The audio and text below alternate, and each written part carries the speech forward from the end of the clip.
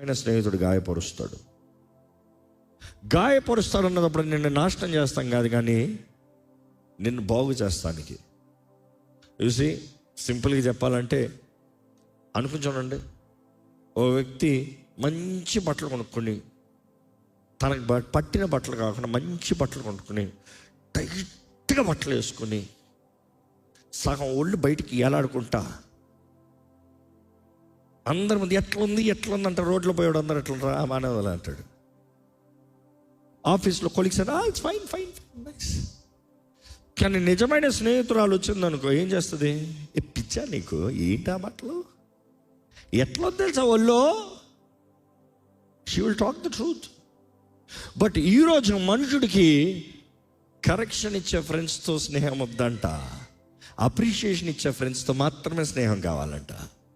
ఏంటి, నా గురించి మంచి మాట్లాడు, నువ్వు నాతో ఫ్రెండ్షిప్ చేయి. నా గురించి చెడ మాట్లాడావు, నన్ను కరెక్ట్ చేసావు, నువ్వు నాకు వద్దు.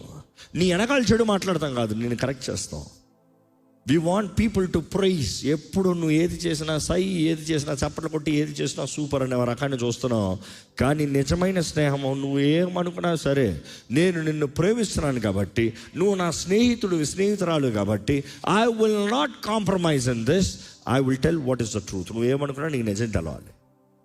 Will stand for the truth.